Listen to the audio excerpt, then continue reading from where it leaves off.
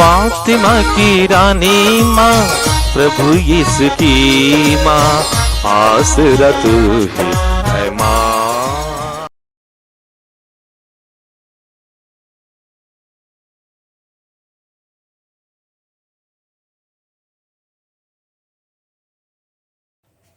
पहला पाठ प्रेरित चरित्र अध्याय 9 पद संख्याएं 1 से 20 तक। साउल पर अब भी प्रभु के शिष्यों को धमकाने तथा मार डालने की धुन सवार थी। उसने प्रधान याजक के पास जाकर दमिश्क के सभागृहों के नाम पत्र मांगे, जिनमें उसे यह अधिकार दिया गया कि यदि वह वहां नवीन पंथ के अनुयायियों का पता लगाए तो वह उन्हें, चाहे वह पुरुष हो या स्त्रियां, बांधकर यरूशलेम ले आए। तब वह यात्रा करते करते दमिश्क के पास पहुंचा तो एकाएक आकाश से एक ज्योति उसके चारों ओर चमक उठी। वह भूमि पर गिर पड़ा और उसे एक वाणी यह कहती हुई सुनाई दी, साउल साउल, तुम मुझ पर क्यों अत्याचार करते हो? उसने कहा, प्रभु आप कौन हैं? उत्तर मिला, मैं यीशु हूं, जिस पर तुम अत्याचार करते हो। अंकुश पर लात चलाना तुम्हारे लिए कठिन है। उसने डर के मारे कांपते हुए कहा, प्रभु आप क्या चाहते हैं? मुझे क्या करना चाहिए? प्रभु ने उससे कहा, उठो और शहर जाओ, तुम्हें जो करना है वह तुम्हें बताया जाएगा। उसके साथ यात्रा करने वाले दंग रह गए। वे वाणी तो सुन रहे थे किंतु किसी को नहीं देख पा रहे थे। साउल भूमि से उठा किंतु आंख खोलने पर वह कुछ नहीं देख सका। इसलिए वे हाथ पकड़कर उसे दमिश्क ले चले। वह 3 दिनों तक अंधा बना रहा और वह न तो खाता और न पीता था। दमिश्क में अनानियास नामक एक शिष्य रहता था। प्रभु ने उसे दर्शन देकर कहा, अनानियास। उसने उत्तर दिया, प्रभु प्रस्तुत हूं। प्रभु ने उससे कहा, तुरंत सीधी नामक गली जाओ और यूदस के घर में शाऊल तारसी का पता लगाओ। वह प्रार्थना कर रहा है। शाऊल ने दर्शन में देखा कि अनानियास नामक मनुष्य उसके पास आकर उस पर हाथ रख रहा है, जिससे उसे दृष्टि प्राप्त हो जाए। अनानियास ने आपत्ति करते हुए कहा, प्रभु मैंने अनेक लोगों से सुना है कि इस व्यक्ति ने यरूशलेम में आपके संतों पर कितना अत्याचार किया। उसे महायाजकों से यह अधिकार मिला है कि वह यहाँ उन सबों को गिरफ्तार कर ले जो आपके नाम की दुहाई देते हैं। प्रभु ने अनानियास से कहा, जाओ, वह मेरा कृपा पात्र है। वह गैर यहूदियों, राजाओं तथा इस्राएलियों में मेरे नाम का प्रचार करेगा। मैं स्वयं उसे बताऊंगा कि उसे मेरे नाम के कारण कितना कष्ट भोगना होगा। तब अनानियस चला गया और उस घर के अंदर आया। उसने साउल पर हाथ रख दिए और कहा, भाई साउल, प्रभु यीशु आपको आते समय रास्ते में दिखाई दिए थे। उन्होंने मुझे भेजा है जिससे आपको दृष्टि प्राप्त हो और आप पवित्र आत्मा से परिपूर्ण हो जाएं। उस क्षण ऐसा लग रहा था कि उसकी आंखों से छिलके गिर रहे हैं। उसे दृष्टि प्राप्त हो गई और उसने तुरंत बपतिस्मा ग्रहण किया। उसने भोजन किया और उसके शरीर में बल आ गया। साउल कुछ समय तक दमिश्क के शिष्यों के साथ रहा। वह शीघ्र ही सभागृहों में यीशु के विषय में प्रचार करने लगा कि वह ईश्वर के पुत्र हैं।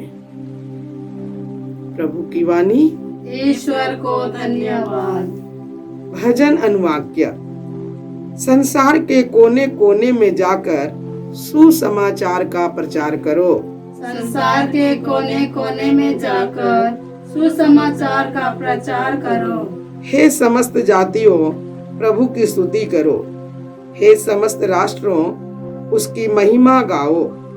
अनुवाक्य।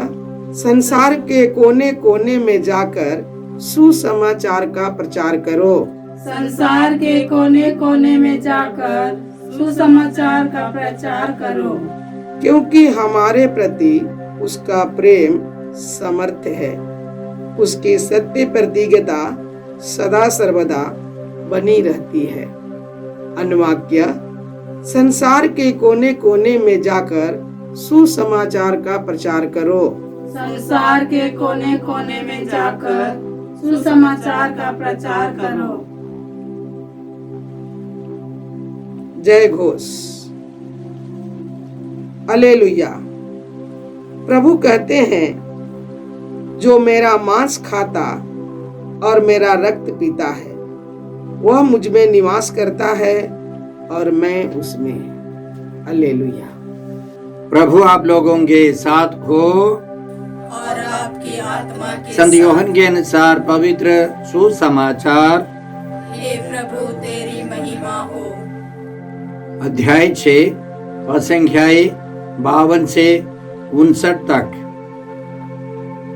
यहूदी आपस में यह कहते हुए वाद विवाद कर रहे थे, यह हमें खाने के लिए अपना मांस कैसे दे सकता है।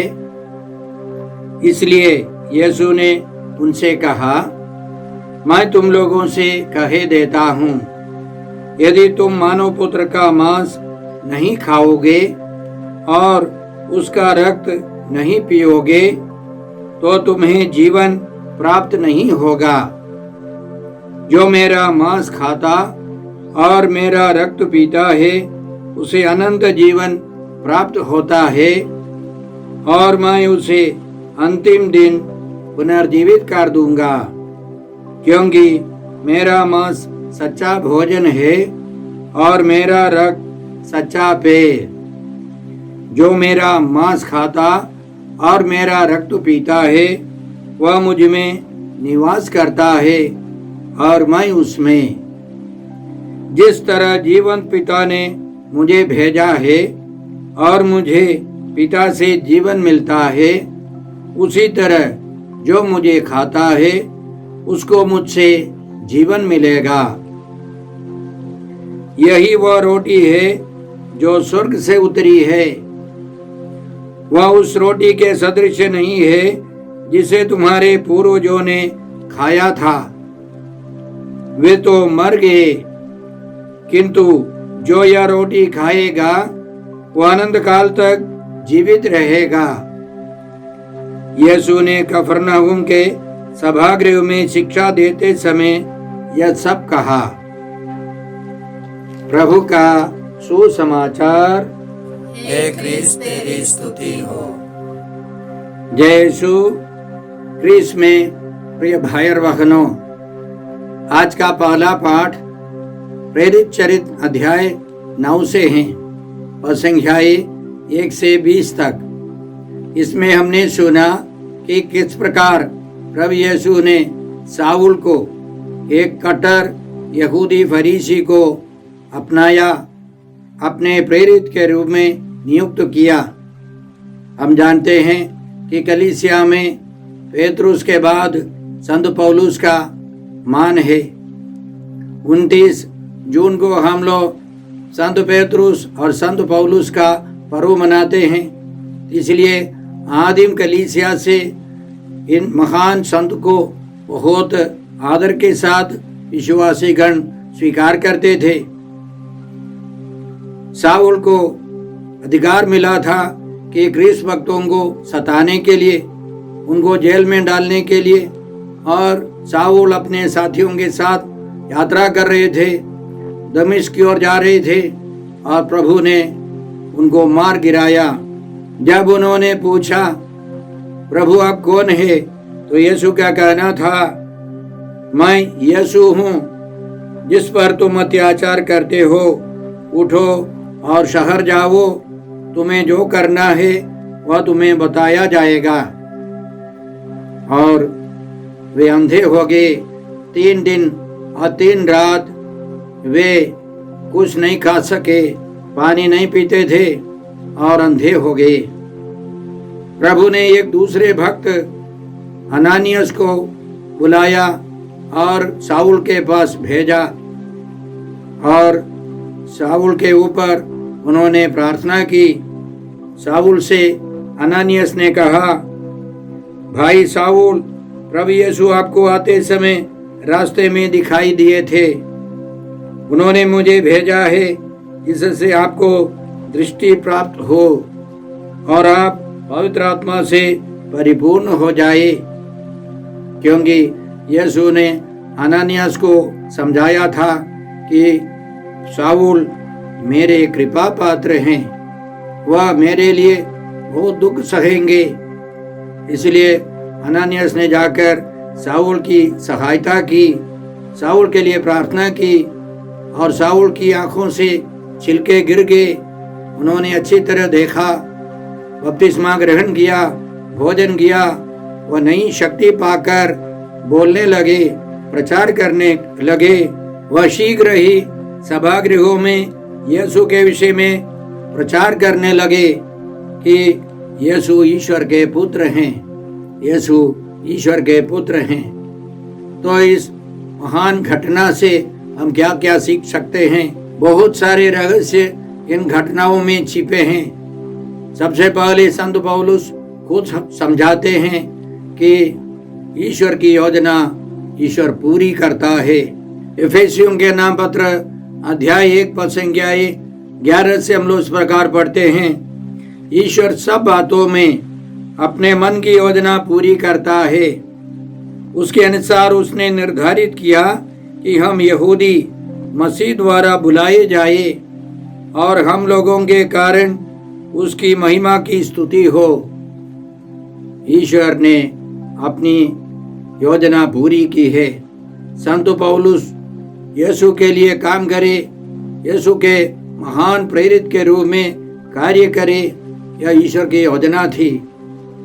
और उन्होंने साउल जो पौलुस बुलाए जाते थे, पौलुस ने ईश्वर की योजना पूरी की और उनका कहना है, मैं जो कुछ हूँ सब ईश्वर की कृपा से हूँ। ईश्वर की कृपा को उन्होंने व्यर्थ नहीं किया। हम इस घटना से सीखे, हम ईश्वर की इच्छा, ईश्वर की योजना खोजे। दूसरा महान रहस्य यह है कि जिन प्रभु ने साउल को मार गिराया था, उन्होंने अननियास नामक एक व्यक्ति को पकड़ा साउल की सहायता करने के लिए, साउल को प्रेरणा देने के लिए, अभिषेक देने के लिए। इससे हम यह सीख सकते हैं कि ईश्वर अपने भक्तों का प्रयोग करते हैं। हम कितने भी बड़े क्यों न हो, हमें दूसरों की सहायता चाहिए। एक अभिषिक्त व्यक्ति दूसरे व्यक्ति के लिए प्रार्थना करे, उसकी सहायता करे। इसी तरह कलीसिया का विकास होना है। इसलिए हम प्रार्थना करें, जब हम लोग संकट में हैं, हमारे पास प्रभु अभिषिक्त लोगों को भेजे, या हमारे परिचित लोग, अपरिचित लोग हमारे अगल बगल में जो संकट से गुजर रहे हैं, उन सबों को हमें प्रेरणा देनी है, प्रोत्साहन देना है, उनके लिए प्रार्थना करनी है, ताकि वे भी पवित्र आत्मा से भरकर प्रभु के प्रेरित बने। एक तीसरा महारहस्य यह है कि संत पौलुस ने अथक परिश्रम किया, प्रभु के राज्य के विस्तार के लिए सुसमाचार की घोषणा की। हम कह सकते हैं वे एक संपूर्ण भक्त थे। वे प्रचार प्रसार करते थे, अपने हाथों से मेहनत कर रोजी रोटी कमाते थे। वे गहराई से ईश्वर से प्रार्थना करते थे, एक आध्यात्मिक गुरु थे। उन्होंने पत्र लिखे हैं अपनी कलीसिया के विश्वासियों के विश्वास को बढ़ाने के लिए, याद दिलाने के लिए। उन्होंने अथक परिश्रम किया, साथ साथ लिख करके उनको याद दिलाया। एक कलीसिया से चंदा लेकर दूसरी कलीसिया में चंदा दिया, वहां से चंदा लेकर तीसरी कलीसिया में उन्होंने चंदा दिया। यह केवल आर्थिक सहायता के लिए नहीं था, यह सिखाने के लिए हमें एक दूसरे की सहायता करनी है। हमारा प्यार बढ़ेगा, हम एक दूसरे के लिए प्रार्थना करेंगे। हर तरह से संत पौलुस हमारे लिए एक नमूना है, एक आदर्श है। इसलिए वे लिखते हैं फिलिपियों के नाम पत्र में इसी प्रकार लिखते हैं, कितने महान है संत पौलुस जो इसी तरह कर सकते थे।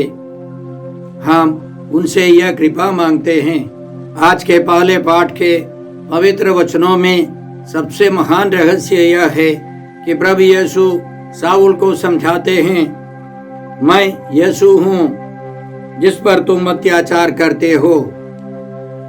वास्तव में साउल ने ख्रीस्त भक्तों पर अत्याचार किया, और यीशु कहते हैं सभी ख्रीस्त भक्तों में यीशु विद्यमान है। यह आज के सुसमाचार से भी रिश्ता रखने वाले वचन है। इसलिए हमें समझना है कि ख्रीस्त भक्त में ख्रीस्त विशेष रूप से परम प्रसाद में उपस्थित यीशु उनके अंदर निवास करने के कारण विशेष रूप से ख्रीस्त भक्तों में यीशु निवास करते हैं। इसलिए हमें समझना है हम ख्रीस्त भक्त सब मिलकर कलीसिया बनाते हैं, विश्वासियों का समुदाय जहाँ यीशु निवास करते हैं। गलातियों का नाम पत्र अध्याय 2 पसंगिया 20 में संत पौलुस इसी तरह लिखते हैं, मैं अब जीवित नहीं रहा बल्कि मसीह मुझ में जीवित हैं। अब मैं अपने शरीर में जो जीवन जीता हूँ उसका एकमात्र प्रेरणा स्रोत है ईश्वर के पुत्र में विश्वास, जिसने मुझे प्यार किया और मेरे लिए अपने को अर्पित किया। संत पौलुस स्वीकार करते हैं, घोषणा करते हैं कि अब पौलुस नहीं है, अब पौलुस में यीशु निवास करते हैं। न केवल पौलुस मानते थे कि उनके अंदर पुनर्जीवित यीशु विद्यमान है, निवास करते हैं, दूसरों को भी पौलुस समझाते थे कि आपके अंदर यीशु निवास करते हैं। आज के सुसमाचार में हमने सुना कि प्रभु यीशु जब बोल रहे थे परम प्रसाद में उपस्थित यीशु के बारे में, उनके शरीर को, उनके मांस को खाने के लिए जब कह रहे थे, वे लोग आपस में चर्चा करने लगे। यहूदी लोग आपस में वाद विवाद करने लगे, यह हमें खाने के लिए अपना मांस कैसे दे सकता है, क्योंकि प्रभु यीशु ने इसके पहले बताया था, स्वर्ग से उतरी हुई वह जीवंत रोटी मैं हूँ। यदि कोई वह रोटी खाएगा तो वह अनंत काल तक जीवित रहेगा। जो रोटी मैं दूंगा वह संसार के जीवन के लिए अर्पित मेरा मांस है।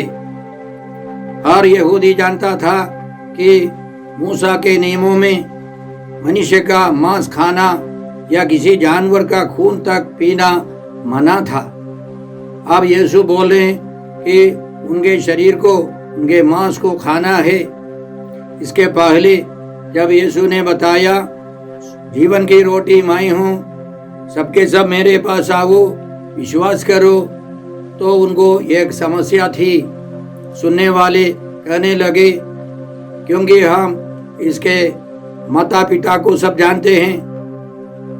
और अब जब यीशु बोले जीवन की रोटी मैं हूँ, जो मेरा मांस खाता है, मेरा रक्त पीता है, उसे अनंत जीवन प्राप्त है, तो वे लोग विद्रोह करने लगे। तो प्रभु ने उनको समझाया कि जीवन की रोटी मैं हूँ। यह साधारण रोटी नहीं है। और यीशु का शरीर जो उनके सामने था वो नहीं, पुनर्जीवित यीशु के महिमामय शरीर को स्वीकार करना है। पुनर्जीवित यीशु के महिमामय शरीर और लहू को ग्रहण करना है। वह जीवित रोटी है, अनंत जीवन तक जीने वाला वह शरीर है, वह रोटी है, उसको खाना है और उनके महिमा में रक्त को पीना है। परम प्रसाद में उपस्थित यीशु को हमें ग्रहण करना है। और इसलिए यीशु ने उनको समझाया, जिस तरह जीवंत पिता ने मुझे भेजा है और मुझे पिता से जीवन मिलता है, उसी तरह जो मुझे खाता है उसको मुझसे जीवन मिलेगा, अनंत जीवन मिलेगा। जिस तरह ईश्वर ने यीशु को भेजा है पवित्र आत्मा और सामर्थ्य से भरकर, उसी तरह हम यीशु के शरीर और लहू को ग्रहण कर, परम प्रसाद ग्रहण कर, हम यीशु के समान आगे बढ़ेंगे। हम अनंत काल तक जीवित रहेंगे। इसलिए पहले पाठ पर आधारित वचन को लेकर हम लोग कह सकते हैं, संत पौलुस ने प्रभु यीशु को परम प्रसाद में ग्रहण किया और उनके अंदर यीशु कार्यरत थे और यीशु की शक्ति से वे आगे बढ़ते गए।